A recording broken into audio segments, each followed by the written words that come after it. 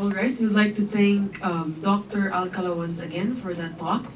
And please have your questions ready because later on we're going to entertain your questions and some reactions. You're also going to listen to some of our reactors this afternoon. So let me present our next speaker. He has been recently designated as Interim Program Manager of the Typhoon Haiyan Emergency Response for North Cebu of Oxfam, Philippines. Prior to this, he was a Senior Team Leader for Emergency Food Security and Vulnerable Livelihood of the same program. He was also a researcher and writer of several studies and publications, including Engaging ODA or ODA, Lessons in Civil Society Participation, published by the Management and Organizational Development for Empowerment Incorporated, among others. He has specialized knowledge and competencies in various areas of disaster risk reduction and management, such as assessment, planning, and emergency response. He obtained his bachelor's and master's degrees in community development from the University of the Philippines, Diliman. Help me welcome, and his talk is going to be Institutionalizing and Mainstreaming DRRM in Local Government Units. A round of applause, please, to Mr. Jermaine Baltazar Bayas.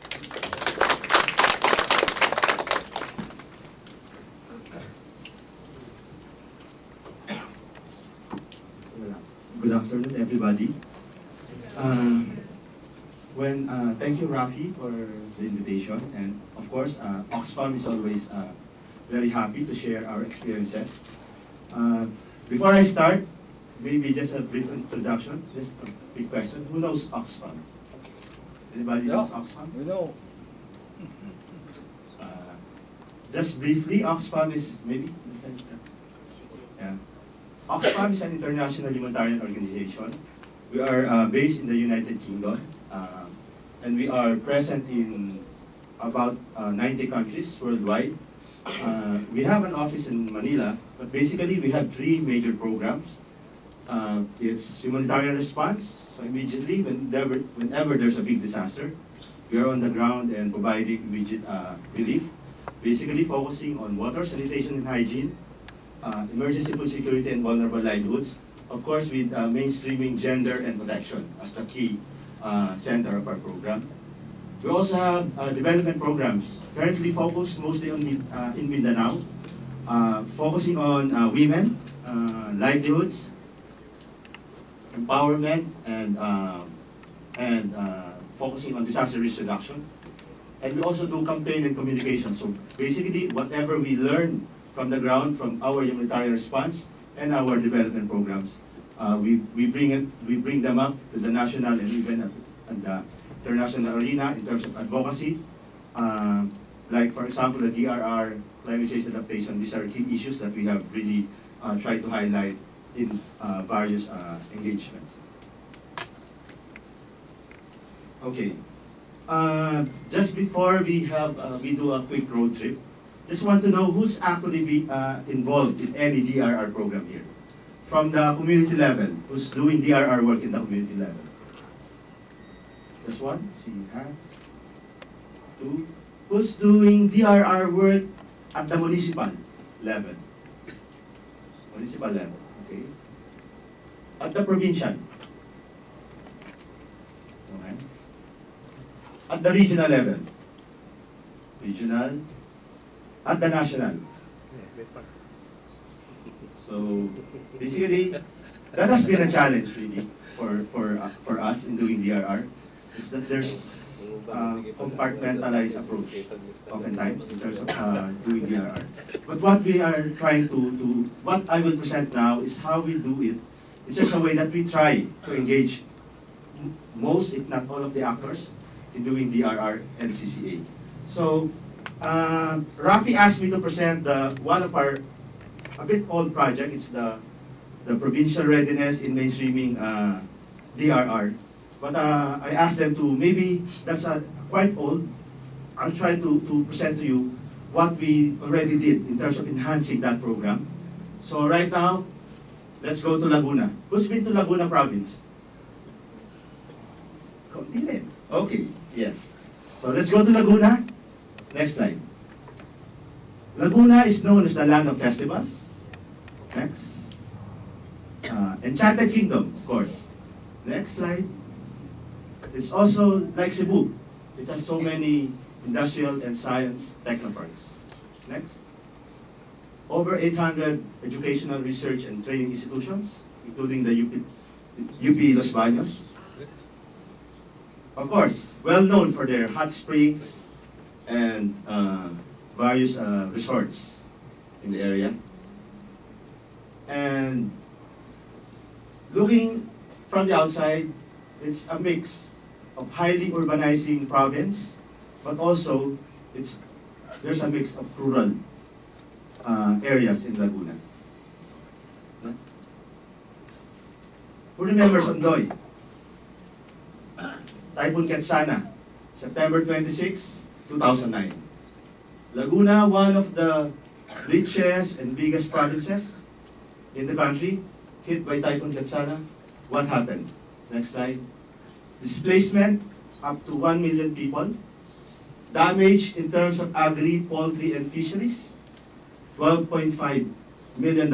So that's about half a billion pesos. Public infrastructure, 6.5 million US dollars. Next. This is how it looks. Yeah. Next slide. Yeah. This one of the newly established subdivisions. Next. Underwater for 2 months. Oh my God.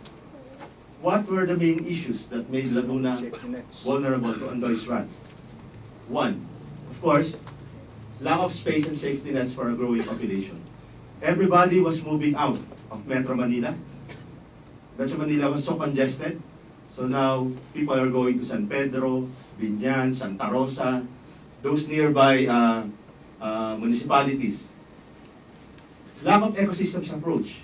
What does that mean?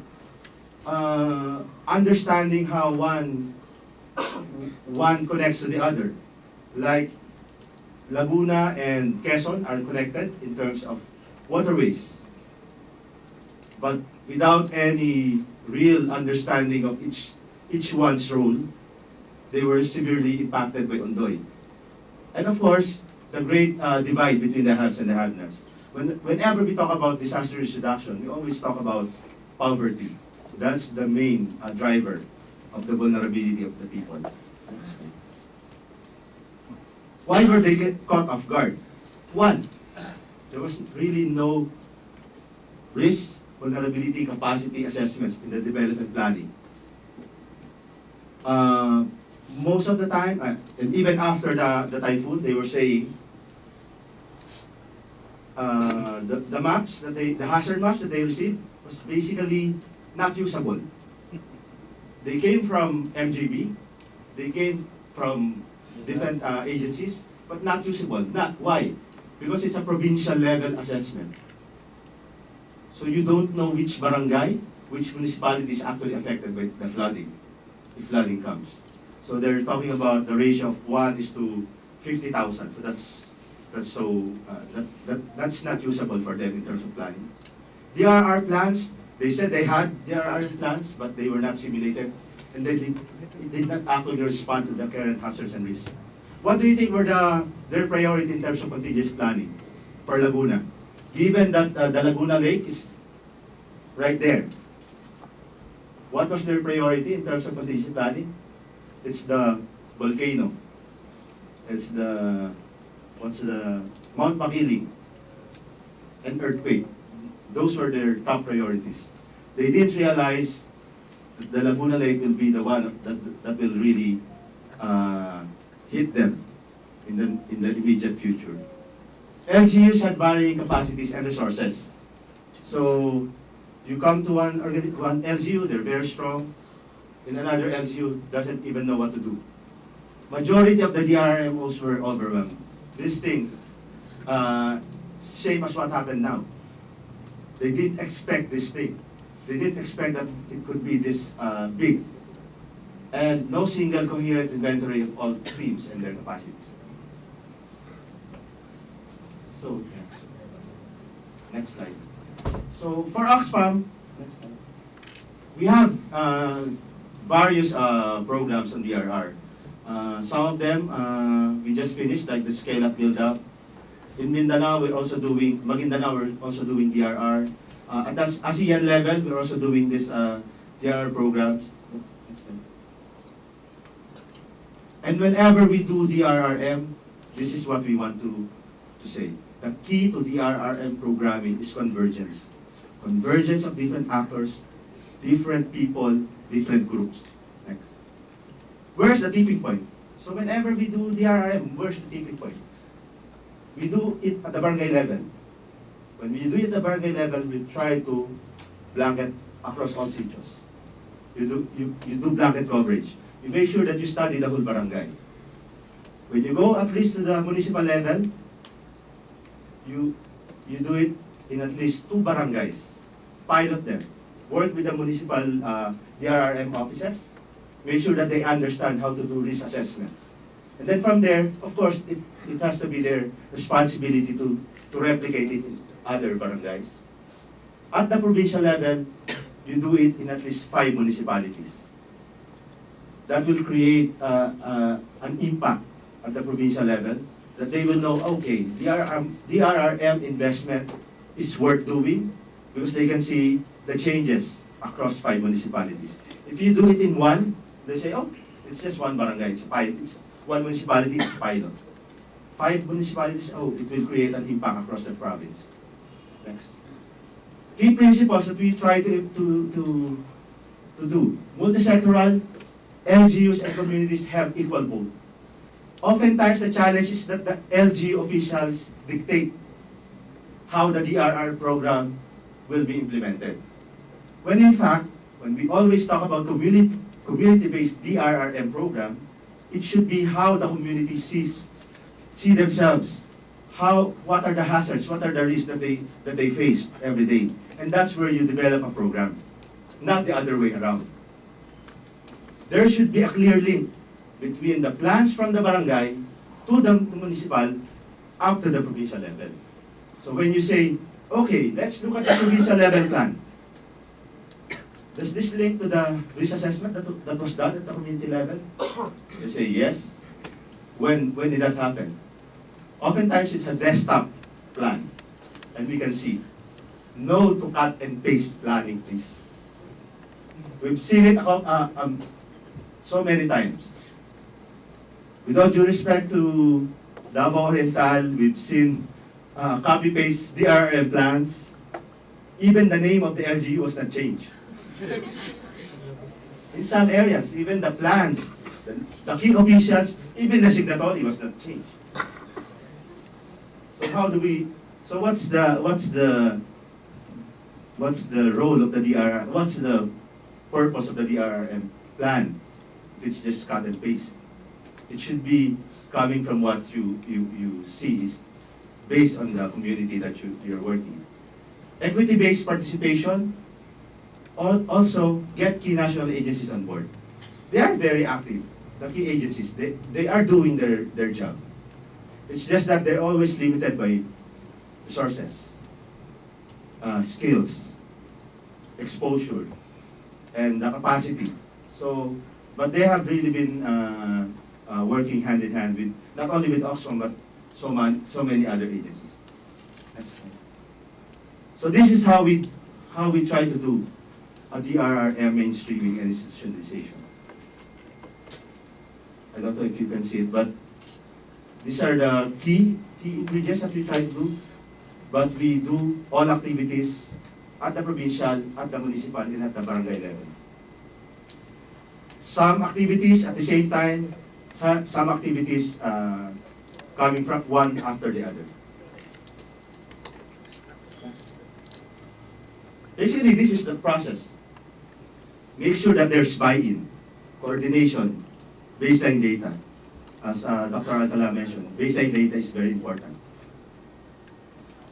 Once you have that at the community level, make sure that there's capacities and vulnerability analysis. There's a barangay DRRM plan developed. There's a contingency plan developed. Community drills. As contingency plan is only as good as it is practiced. The community doesn't even know what the CP is all about. then it's useless. Early warning system. That's the key. That's the central point of all DRR mainstreaming. It should all start from there, that point. Whatever you get from the barangay, you bring up to the municipal and provincial level, review existing plans, do analysis, and then next step, make sure there's a DRRM office and a DRRM officer. That's one of the key issues. I think many of you are familiar with the RA 10121. That's the Philippine DRRM Act, passed right after Undoy. Do you know why it was passed right after Undoy? It has been languishing in the Senate, in the Congress for 20 years, the DRRM Act. Do you know why it was passed? Because it hit Metro Manila. So they realized that disaster is true. It's real. They felt it. Some of our local officials was not able to go home because they were stuck in traffic and in flood. So, DRM office, DRM officer, these are all mandated by law. That all provincial, municipal, barangay should have DRRM offices and officers. At the barangay level, there should be a DRRM committee. So, we have to make sure that these are all established. They should have a DRRM plan.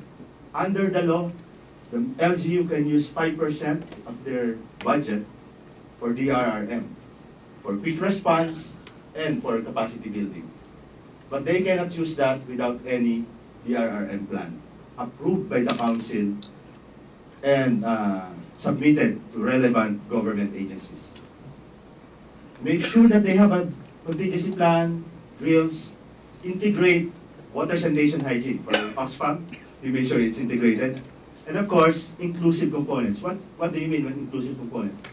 DRRM for children, vulnerable, senior citizens, they should all be included. Each one has a different experience when it comes to a disaster. You cannot have a template for DRR. Of course, validation and the finalization of plans. And the last step, it has to be adopted. A plan is only good if it's adopted by the municipal, or by the barangay, or the provincial level. Because that's where the budget will come in. Implementation, of course, it will be monitored by the DRRM office and the council.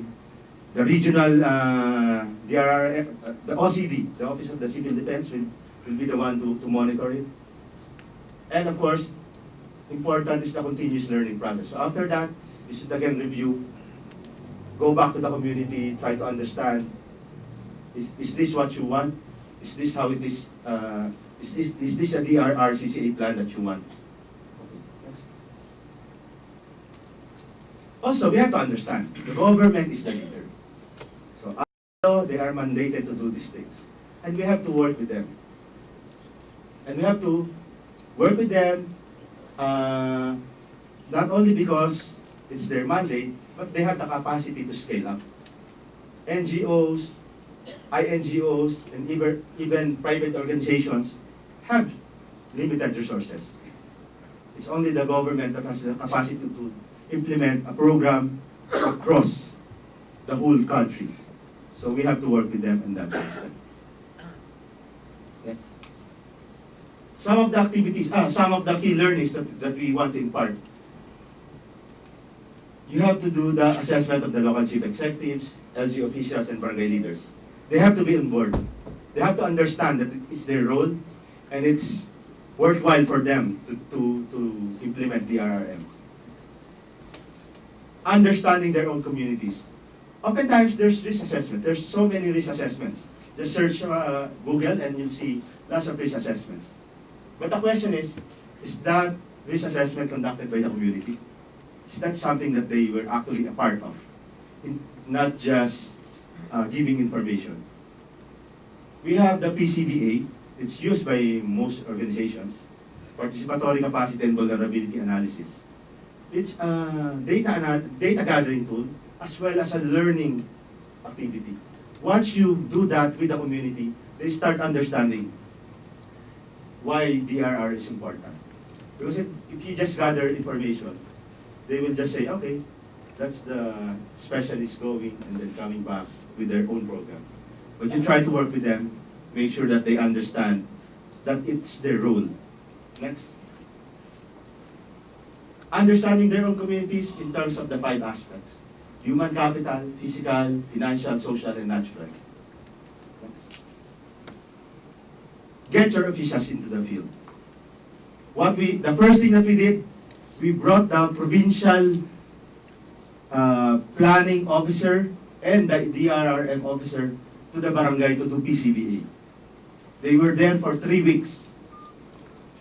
After that, they were a part of the team for 1 year, 2 years. Up to now, they are our key resource. They are our champions. They did PCVA in all the barangays of Laguna, which is around 674. Just because we engaged them for 3 weeks. They realized the importance of doing it. Next. Peer-to-peer mentorship by locals. Oftentimes, the community leaders that you train, they're the best teachers. Instead of us going there and telling them, oh, PCB is good, oh, DRRM is good. But the local leaders, they're the good teachers. Involve everybody. Next. Planning officers, planning based on resource assessment, I mentioned earlier. So whatever there is assessment, that's where the plan should start, and not the other way around. Invest in barangay health workers training and other grassroots movers. BHWs, they are the best resources. Always. I'm sure even in the emergency response, they are the only ones who remember the names of the most vulnerable. They know everybody. The barangay captains doesn't even know if, their own community, but the BHWs, even up to the corners and the boundary of their barangay, they know them. Practice and simulate the contingency plan. It's a good investment. It just costs, well, it's a bit, like when we did it in Surigao del Norte, it cost around 250,000 1 week. We bring in technical training for basic life support, water session rescue, and then the final step after 5 days is a community drill. And then we review. We again review the contingency plan if it's effective. Capture the imagination of everyone. I think that's one thing that we were really limited. That's why we were shocked with Yolanda. We were always thinking, whenever we do contingency planning, we were only thinking based on what we experienced already. But now, I think under the new normal, we really can say that this will not happen. And who would have thought that Yolanda was that strong? And even if they told us it's 230 plus kilometers per hour, but nobody seemed to panic. Nobody panicked. They didn't even realize how strong 230 kilometers per hour is. 300 plus. But we were planning based on what we experienced. Like for Pablo. Pablo was the worst for us, so we were planning based on that experience. We didn't realize that Yolanda was even stronger. Important, use everyday life as a DRR platform. Every day we face risk. Every day we understand our capacities and vulnerabilities. Let the community understand that. They are the first to understand DRR. Next. Show, don't tell. Oftentimes, of course, we have 1-day DRR seminar, we have 3-day workshop in a hotel for our planners or our DRRM officers. Well, it has its merits, but it's better to show them what happens in the community so they will understand. Let the community tell their stories. For Oxfam, we are very strong in documentation. So we try to capture stories and learnings through the years. And this really helps not only for within the organization, but also for sharing. so that people will understand, oh, this is how they experience it, this is how they did it. So maybe you can get some tips or some things to do when you implement your own DRR program. Involve the children. Oftentimes, it's difficult to tell it's difficult to talk to the elders because they will say, oh, di na mangyayari sa amin yan. Matanda na ako. Diba? Di na namin kailangan yung mga ganyan. So sometimes, it's better to teach the children. Once the children understands DRR early in life, they will bring that up even when they grow old. And someday they'll be the leaders. But of course, we need to capitalize on the wisdom of the elders. They are the ones who remembered, as Dr. Alcala mentioned, 40 years ago, fishery sector, very rich. 1 hour, you'll get lots of fishes. But now, even like when we talked to, when we did the PCBA in Cebu del Norte, the elders were the ones who remembered they had a 1984 typhoon. I think it's Typhoon Nitang. Nobody remembered from the LGU, but the community, the elders, they remembered, and they said it's the same as this one. It's the same as Pablo. So why didn't we learn if we experienced that before? So we should capitalize on the wisdom of the elders. Support plans with policies and people able to implement them. Of course, even if we have very good plans, if the people are not capable, it will fail. Involve the academics and the scientists. So, Dr. Alcala, the various schools who's doing DRR, studying, doing the Pag-asa, who's doing for the climate change. So all these things, we need to involve them. Popularize and disseminate. One thing that we do, all celebrations in the community, we try to put DRR and wash. Mga pa-fiesta, ulam na lang ay libing. Libing lang hindi namin pinapakailaman. So, fiesta, ano pa, basketball tournament, ano pa, lahat ng pwede. Make sure they understand that DRR, CCA, totoo yan. Hindi yan haka-haka. Diba? Make commitments public. We bring in the governor, the mayor, o sige, manunumpa kayo na gagawin nyo yung DRR. Pero sa harap ng maraming tao, huwag doon sa meeting lang tayo sa kwarto. So, we get them involved. And of course, internally, maganda sana when we work with LGUs at the provincial and the municipal level, dapat nagkakasundo yung planning officer mo at saka yung governor o yung mayor.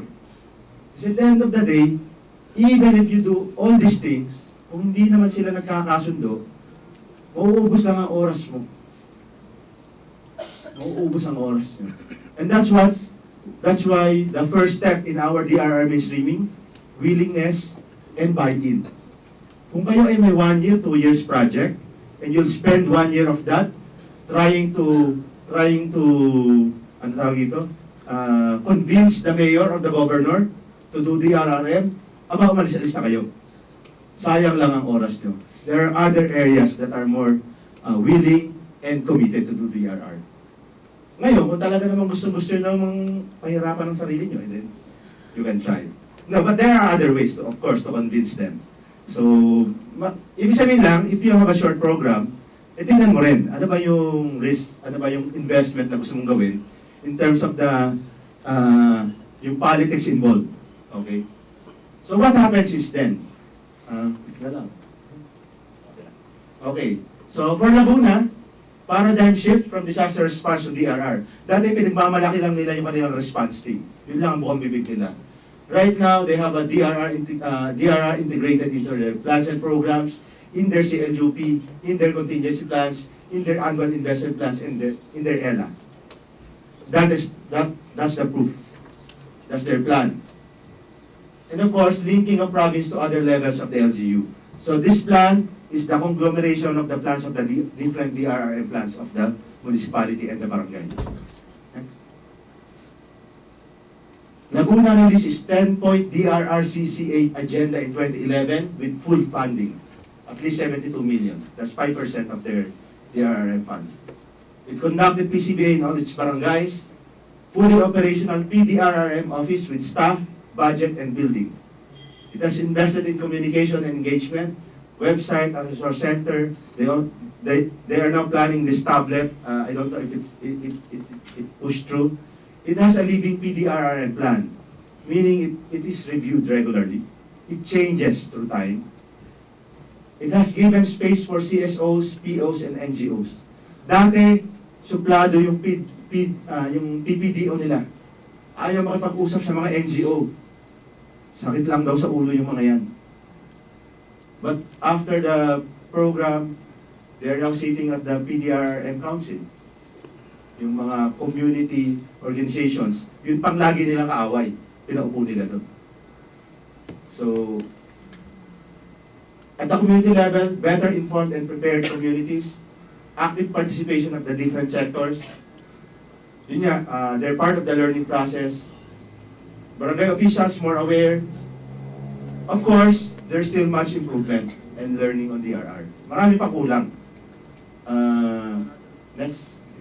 Ay. What were the enablers? Bakit? Yun nga, good relationship between the LCEs and the top leaders. Presence at the community level. Dapat nandun kayo. You can't do a DRR program and you're not there at the ground. You visit once a month or once every quarter. That's not going to work. Invest in advocacy work, gather evidence from the ground. The PCBA is the best evidence. Have a provincial and municipal operation plan. Link local concerns with national. Laging problema ng municipal. Budget. We talk to the NDRRMC. Sir, ang problema ng munisipyo, yung budget. Kailangan nyo linawin yung 5% DRRM fund. Naglabas sila ng memo. So you bring that to the table. Of course, hindi lang naman kami yun. We work with other agencies. Plan International, Save the Children, World Vision, all these INGOs that are doing DRR. Sama-sama namin hinaharap si NDRRMC. Ito po ang problema sa ground. Kailangan yung sagutin yan. Be transparent with your own budget and ask them for theirs. Nilalabas namin sa simula. Okay, for Laguna and Rizal, post-Ketsana project, our budget was 18 million for 1 year or 18 months. Etong pera namin, anong pera nyo? Tayaan tayo. Kaya namin gawin to, pero ito, kayo na bahala. So, maging malinaw sa simula pa lang. Be patient. LGUs have innovative ideas. And they have more. Ang dami-dami nilang mga plano na nakatago. Yung mga plano na dahil ang gagaling, bright minds, nabuo yung plano, pero dahil walang pondo, natetenga sa kung saan-saan. At ngayon, bigyan mo sila ng pagkakataon, ay hinuhugot nila, ang gaganda pala. Next. Yeah. So ito yung journey, the Building Resilient Communities journey. We attack them at 3 levels, pero these are the 4 major components when you do DRRM. Research, capacity building, institutional strengthening, advocacy, and IEC. Those are the key ingredients. Maaring may kulang pa, maaring may madagdag kayo, pero basically this is how we do it. Konting plug lang. Sige, konting next slide. Konting plug lang. If you need, right now we're changing it. Medyo down siya ngayon. Siguro by next week, up na ulito. But this was a result upon of our DRR programs funded by ECHO, the Scale Up Build Up project. It was implemented by 6 INGOs, Oxfam, ACF, Plan International, Handicap, CARE, and Christian Aid. We teamed up for 18 months, and one of the, aside from all these things that I shared, the Knowledge Management Center, this is one of the results. You can download so many materials coming from the 6 INGOs and the other agencies. You can check that out. And maraming salamat po.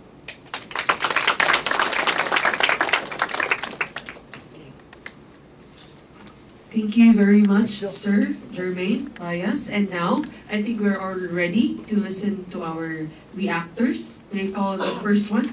He's the Regional Director of the Bureau of Fisheries and Aquatic Resources, Region 7, Director Andres Bohos. A round of applause, please.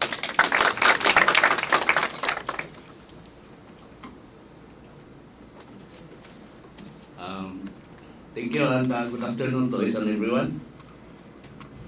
I would like to thank first RAFI and Oxfam for helping us out in Northern Cebu. I understand that we are also providing fishing boats to our municipal fisher folk out there. I would like to manifest our high appreciation for that support that you made. And I hope we will not stop from there, just showing the President that we are helping, but we will continue doing so until such time that we will be able to assist all fisherfolk that are affected by that recent typhoon. Now, Dr. Alcala has so many concern in as far as the status of our marine ecosystem and of course the biomass within that ecosystem. And by all indications, there seems to be a very significant reduction in as far as biomass, fish biomass is concerned, brought about by the deteriorating quality of the marine environment, which ultimately may affect the food security that we are aiming for. Now, again, there are so many good plans, suggestions along this line, but let us not lose our sight that these are the municipal waters, that the municipal LGU must do more than what they are doing now or in the past. Now, in the case of the demersal fisheries, the bottom dwellers, which according to statistics seems to be very scarce, and that would also that can also be gleaned from the result of our national stock assessment project out there, especially on the side of the Visayan Sea. We do have a management plan for the pelagics as well as the migratory species, meaning the fish that are on the surface or the mid-bottom or mid-surface. And these are mostly sardines, herrings, and mackerels. Because based on scientific data, the peak of their spawning season or the good adult development will be from November 15 to March 15. So with that span of time, we are banning the catching of sardines in some parts of the Visayan Sea.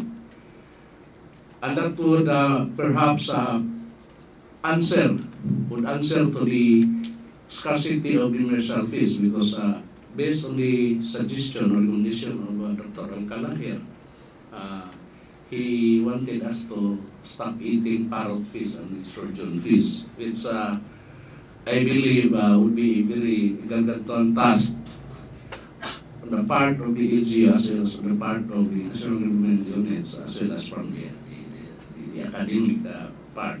But we will not stop from there, because education is a continuing process, and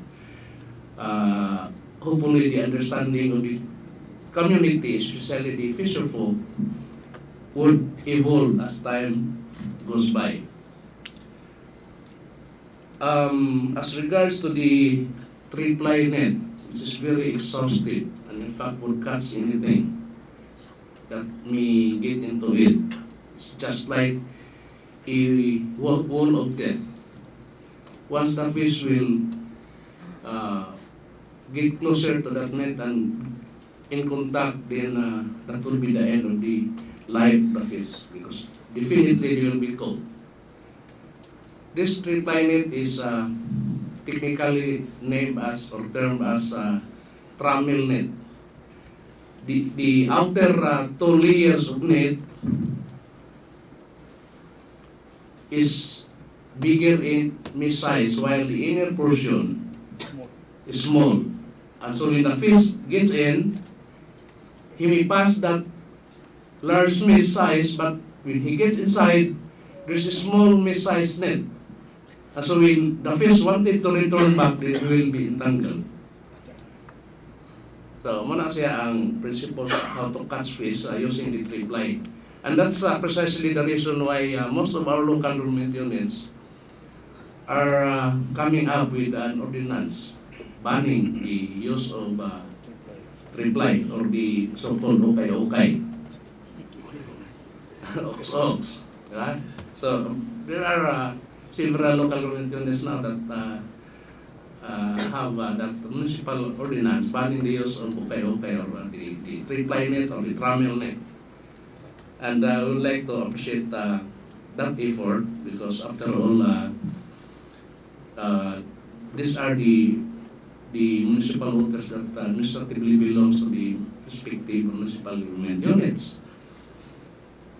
We cannot be far, cannot just go there anytime, because we will be stepping on their shoes, and we do not want to this situation to happen. Now, and as far as the alternative livelihood projects that Dr. Alcala was recommending, well, of course, there are. It's not only the Bureau of Fisheries and Park Resources. There are a lot of regional agencies or national government agencies. There are several non-government organizations, the legitimate ones, I would like to qualify, that are into this. No? They are on the plane now that they wanted to help us in one way or the other. And what matters here to me is how to find that point in our engagement where synergy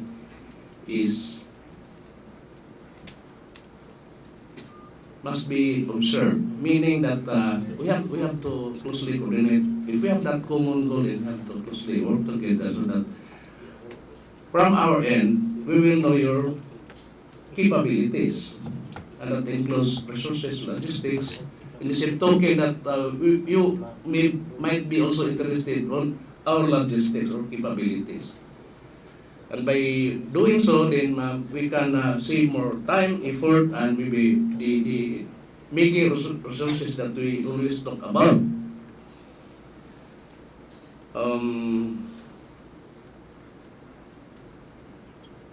The damage on corals, of course, that has been reported to us, even in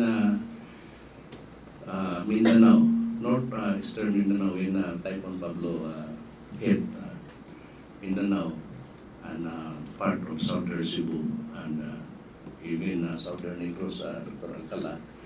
There were reports that there were damaged coral reefs, especially those healthy coral reefs that are inside the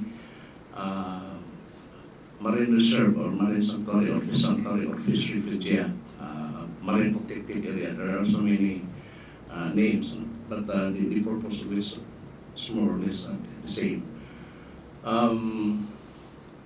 But the understanding on the extent or the magnitude of the damage caused by typhoon cannot be understood by most people. And the very first sector that can really appreciate and understand is those coming from the academy who are doing underwater research, like marine biologists, biologists. That's why we need to get all this information, so that we will know whether what could be the best remedy if, for example, if strong typhoon as strong as that of Haiyan or Yolanda, or maybe perhaps stronger, and part of the new normal. We can plan out what could the best mitigation to prevent, especially the branch corals from breaking up during wave action. In the case of Bohol, during that strong earthquake, there were coral reefs that were also damaged in the western side of Bohol. In fact, there were portions that the land is uplifted, and there are also portions that are being that are sunk. No? In the case of Batasan Island, during normal high tide, not the high tide, the water is already very deep, while part of Loon and yes, municipality of Loon, it's rising. And so I jokingly told the people to just plant coconut. Yeah. Just plant coconut and make it a beach resort and attract tourists.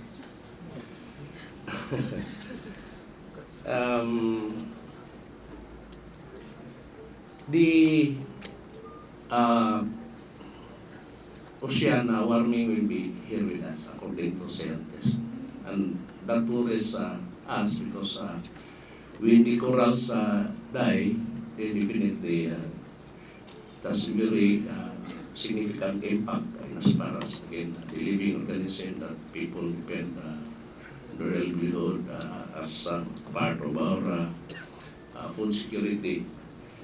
That will surely impact, but this is not a problem of the Philippines alone, but this is a global problem that all of us must understand. And this is really hard to contain if the global leaders would not work together. Especially, for example, the case of, though I not want to single out China, they are not joining our effort to, and even the United States. The smoke emission, and most of the compliant states are those smaller states. Katong sa mga Tagalog, mga Bisaya pa, mga daog. Katong lumpig maratoy mo kuan dayon mo comply. But katong mga isog mo toy awahi. Now again, let us continue to be very vigilant and let us continue our advocacy on the climate change, mitigation, and adaptation. Adaptation, by the way, is a long process. Even eating bangos in Cebu, you can still remember, especially those already on the East and Sea living, senior citizen living, would know that bangos was not well appreciated in Cebu way back 60s, 70s, because we used to eat marine fishes because we do have abundant marine fish at that time. So, but then again, the appreciation, the social acceptance of the people to eat bangos just evolved. And now we start, people already wanting to eat bangos.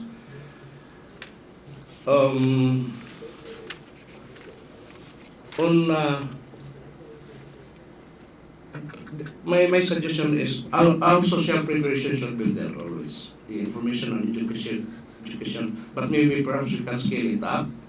Again, let us put all our efforts together. And then I can see even during Typhoon Pablo, there seems to be a problem on how to deliver the supplies. And that's the immediate band-aid solution to every calamity that we used to have. It's really hard to bring in the relief goods. And in the case of Typhoon Yolanda, when we went to Region 8 to deliver that relief goods from Mindanao, there seems to be a problem. On the other, on some government agencies relying on the floating assets of the Philippine Navy, Philippine Coast Guard, and the flying assets of our Philippine Air Force, especially those that cannot reach the remote areas. And so it came to our mind that penetrating the ones out there that are also being affected by the calamity, it's good to have the floating assets. And indeed, when we were in Munhon, then we were the first to deliver relief goods because the municipality of Giwan was not able to deliver relief goods because we don't have floating assets anymore, nor flying assets. So it came to our mind that we have to preposition this kind of assets. We have to determine, identify our capabilities, and put it together so that we will know where we can use those assets. When we passed by Southern Leyte at the time, we conferred with the governor. Governor, can you please help us distribute the relief goods because we have so many, plenty of relief goods. Can you just help us because you can mobilize your people because your people were not badly affected as compared to other parts of Region 8. And can you just please help us to deliver up to Tanawan using your people and your land vehicles? Do not penetrate Palo and Tacloban because it seems to be very messy out there. And then the governor was just more than willing to help. So we can see from there that when there is calamity, the first response, though in principle are the very local government units, but if all of them are affected, then expect by arrangement that there is no effort being done because they are still confused and they have no people to speak of. So it's good that an arrangement could be done that the adjacent areas where we have people, we have the resources, should be the first one to respond to the hit area. So maybe perhaps the policy on disaster response should try to look into this kind of observation so that we can scale up or enhance our engagement.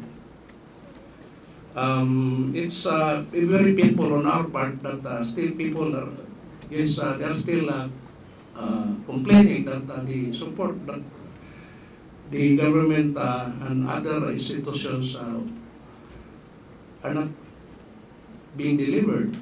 It's told, and it was well appreciated by the local government units participating in those series of training. I hope we can expand on this because this is a very good tool that we can use. So I would like to park my thought for the meantime. Maybe there are questions from other groups, and let us give time for my good friend Vance, if you me. All right, thank you very much, Dr. Andres. And now for our second reactor, he's the head of Task Force Pagligon of the Cebu Provincial Government, Mr. Baltazar Tribunal. A round of applause, please. Sorry, you have to opt standing in front of the people, no? Sorry, sir, no camera conscious. We have thank you for the speakers, no, because it gives us a clear perspective, especially that Cebu is we have lots of coastal communities. Secretary Alcala, salamat kayo, Sir Angel. And then, of course, Jermaine, my colleague before, we were together in that project, Skill Up, Build Up, no, with Plan International and Oxfam. Ang ako, balikan na to ang objective, no? Ang kaninga forum.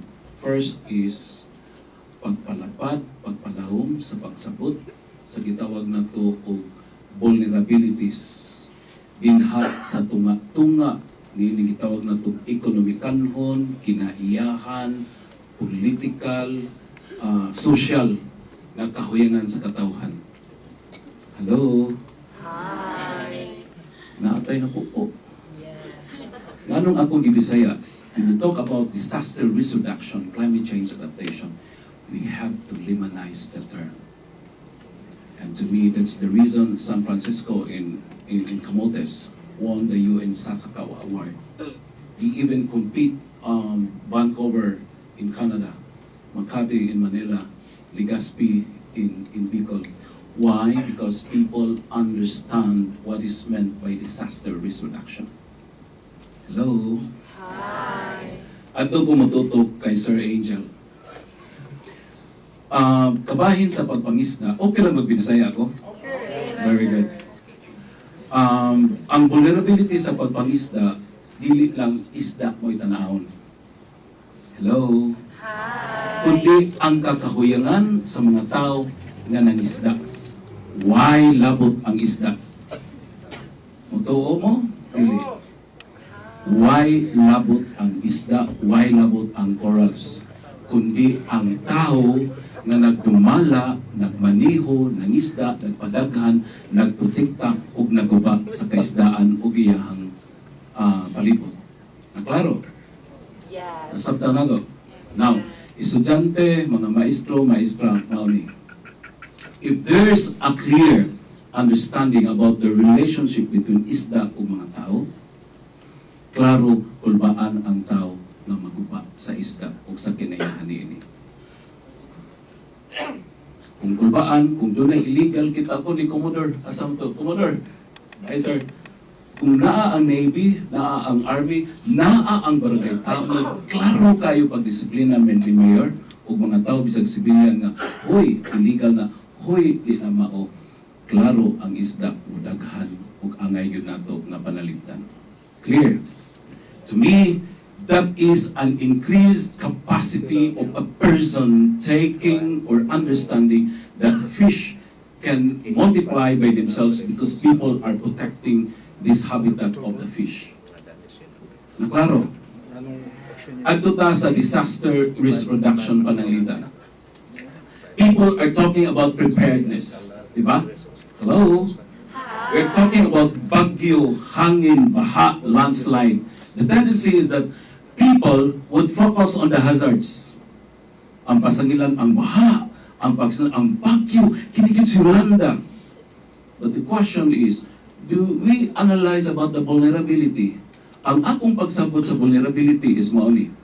Kakulangan sa pagsabot, kahuyangan sa mga tao, labi na sa mga kabus, na dili ka maong reklamo. Balik ta dito sa pangisda o kinayahan. Kung magsakay ka aeroplano adto ka isla, imo makitaan ang mga tao nga nagpunpun duol sa daplin sa baybay. Pero nagsudi mo pipila ka metros, doon ay dagko kay bakante sa lugar nga diin pwede puy-an nga save sa mga tao. Mutuo mo sa di karon doon ay 103 houses na guba totally ug i-repair na to nga atong ibil problema. No build zone, no dwelling zone. Asa na to kapuyan? Talking about vulnerability, people must understand social justice. Nanong nagpuyo ang mga tao dito? To me, we have to think out of the box. They are there beside the coastal area, nga naman, wa man sila lang kapuyan. But if there is a responsible government, local officials will properly place them because each municipality has the municipal comprehensive land use plan. Bisag kapila pa na mo sa storm surge, what good vulnerable, but only capable people who are placing the right people in the right place, away from the hazards. Hello? So what we need now is, we have to reduce poverty. Second, we have to increase our capacity.